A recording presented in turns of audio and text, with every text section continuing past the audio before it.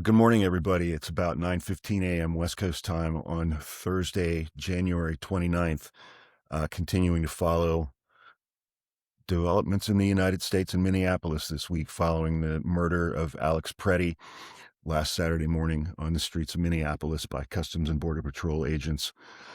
I'm still sick. Sorry for the way that I sound. Whatever this bug that's going around is hanging on for dear life. I always forget. Sorry, my brain's not fully functioning this morning. If you like this video, please click like, leave a comment, and please subscribe to my page. There's a wonderful article in The Atlantic that came out yesterday by a reporter named Kinta Jurecic.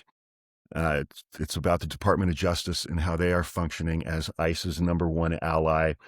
And it's a really good analysis of the things that the Department of Justice and Pam Bondi are doing in the wake of last Saturday's murder of Alex Preddy and the prior killing in Minneapolis of Renee Good.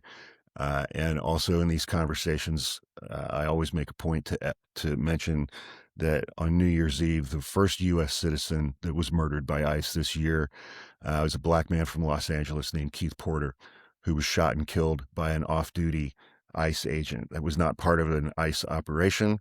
We do not have any video of the killing of Keith Porter, but I feel it's very important that we not forget him in these conversations as well. The article, and first and foremost, anybody who follows me, I highly recommend should subscribe to The Atlantic. They have been doing extremely good work. It's not so much like a breaking news website as it is thoughtful, analytical articles, opinions, and things like that about the events of the day. The Atlantic is a site that I check multiple times every day. So this article is titled, ICE's #1 ally, the Department of Justice has rushed to shield federal agents from accountability and has launched needless criminal investigations into Minnesota officials and residents. On Saturday, the same day that federal agents shot and killed Alex Preddy on a Minnesota street, the Justice Department sent a letter to Minnesota Governor Tim Waltz. The letter did not have anything to say about the violence caused by DHS presence in Minnesota, nor did it offer Minnesota any assistance in the investigation of the death of Alex Preddy or Renee Good just 2.5 weeks earlier. Instead, Attorney General Pam Bondi complained that Governor Tim Waltz had, quote, refused to support, close quote, DHS, and insisted that the state cooperate more fully with ICE and demanded that the governor hand over its voter rolls and records on Medicaid and SNAP benefits. Waltz had, quote, better support President Trump, close quote, Bondi declared that night on Fox News, the same day that Alex Preddy was murdered. This abusive behavior by DHS has stood out in the chaos of Operation Metro Surge, but the Department of Justice has done its part too. It has shielded federal agents from accountability. It has launched needless criminal investigations into Minnesota officials and residents and pumped out propaganda to aid the far-right press in justifying ICE's tactics. The president has always treated DOJ like his own personal law firm. Now the department is acting like DHS's law firm as well. The Department of Justice first undertook the role of ICE defender in Minneapolis in the days after Good's death on January 7th. Video captured by the phones of both bystanders and the ICE agent Jonathan Ross showed Ross firing into Renee Good's car repeatedly, killing her, sending her barreling down the icy street and slamming into parked cars. In prior administrations, a death at the hands of a federal officer would have been cause for the Justice Department to begin a probe into potential wrongdoing by law enforcement. But this time, Deputy Attorney General Todd Blanch announced, quote, there is no basis for a criminal civil rights investigation. Typically, the Department for Civil Rights within the Department of Justice, which is currently run by Hermit Dylan, anytime there's a killing of a civilian by law enforcement, they would launch a civil rights investigation to see if the officer violated the victim's civil rights in any way. Hermit Dylan is known most recently for redirecting the Civil Rights Division of the Department of Justice to refocus its efforts to investigate discrimination against white people and discrimination against Christians in the United States. So that's how things are going at the Civil Rights Division these days. Though federal and local investigators typically collaborate in the aftermath of a shooting by law enforcement, the FBI blocked state and local governments from accessing evidence. When a journalist asked Trump about this development, he explained that Minnesota officials should not be allowed to look at evidence because they are crooked, and then he started talking about stolen elections. Most galling, instead of probing Ross's actions, Jonathan Ross, the man who shot and killed Renee Good, the Justice Department decided to investigate the woman that he killed, Renee Good, and her wife. FBI agents in Minnesota drafted a search warrant for Good's car to examine the path of bullets fired by Jonathan Ross, intending to carry out a civil rights probe. The local on-the-ground FBI agents just started doing what they always do in these kinds of situations. But Todd Blanch's office demanded that they alter the warrant for use in an investigation of whether Renee Good had assaulted Jonathan Ross. A magistrate denied that request on the grounds that Renee Good was dead and could not be charged with assault. The New York Times reported that the DOJ also considered launching a criminal probe into Renee Good's widow, Becca Good, who was with Renee that morning. 6 prosecutors in the U.S. Attorney's Office for the District of Minnesota resigned in protest of the department's handling of the case, along with an FBI agent who had sought to open a civil rights investigation but was rebuffed. Several attorneys in the Justice Department's Civil Rights Division back in D.C. have resigned as well. After Todd Blanch accused Tim Waltz and Minneapolis Mayor Jacob Fry of, quote, encouraging violence against law enforcement, close quote, the DOJ sent out subpoenas to Tim Waltz, Mayor Fry, and the mayor of St. Paul, the Minnesota Attorney General, and the chief local prosecutor in Minneapolis as part of an ill-defined criminal investigation that seems designed chiefly to intimidate. These officials are like, we have to investigate these 2 murders. And the DOJ responds by sending them subpoenas to try to intimidate them. This use of the Justice Department for political strong-arming has been unheard of since Watergate. The department also buried itself in Minneapolis with prosecuting residents opposed to what federal officials are doing in their city and immigrants trying to flee their pursuers, a tactic seen in other cities targeted for immigration enforcement. In Minnesota, the DOJ has apparently run into a small challenge. Because so many attorneys there resigned over the handling of Renee Good's case, the DOJ has had to ask prosecutors from other parts of the country to travel to the state to help out. Some of the cases filed so far do seem to describe potential assaults on officers, such as a pair of incidents in which 2 women are alleged to have bitten the fingers off of Border Patrol agents who tried to restrain them. Still, the Justice Department's choice to focus on charging protesters while enabling and excusing and protecting the violence by law enforcement that may have provoked them is a telling indicator of its priorities.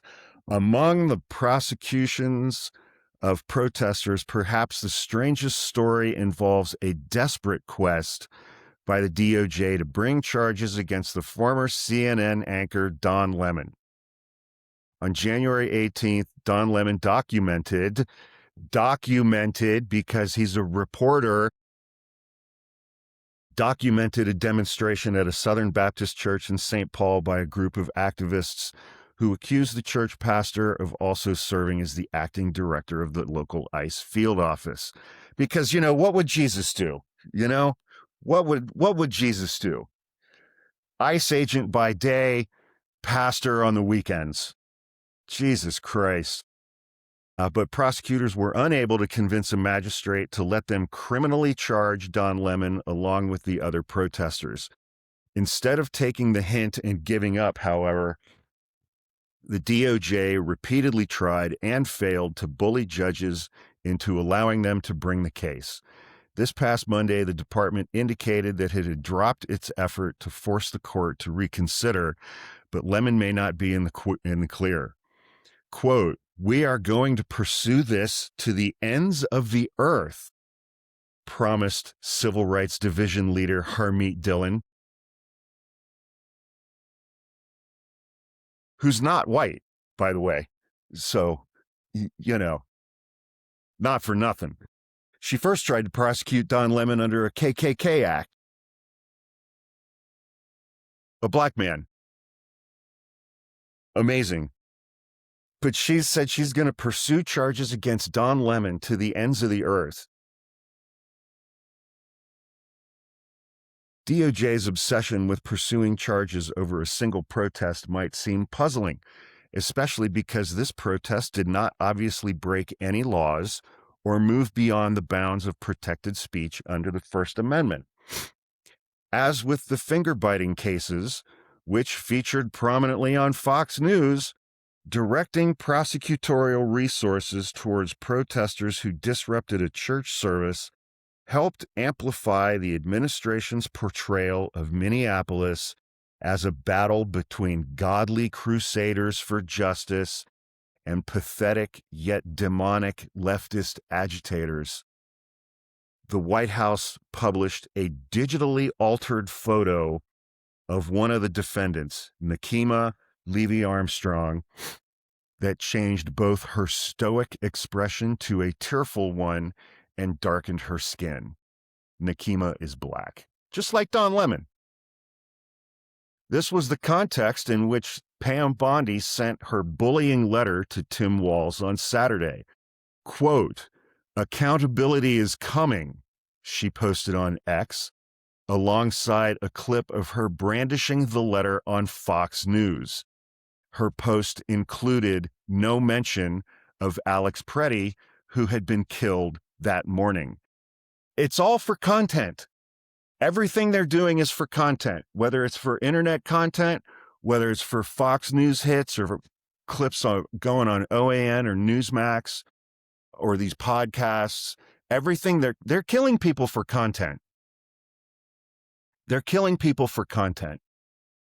After Alex Preddy's death, the Justice Department once again helped block off the scene from state and local investigators. This time, though, Minnesota and Hennepin County sued and succeeded in convincing a judge to rapidly issue a temporary restraining order barring the federal government from altering or destroying evidence. The judge, Eric Tostrad, a Trump appointee, convened another hearing on the matter this past Monday, the same day that another federal judge questioned a DOJ lawyer over Pam Bondi's letter during a hearing in a separate case.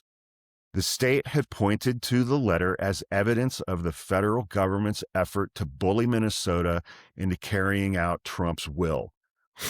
At one point, Judge Catherine Menendez asked, "Is the executive trying to enforce a goal through force that it cannot enforce through the courts?"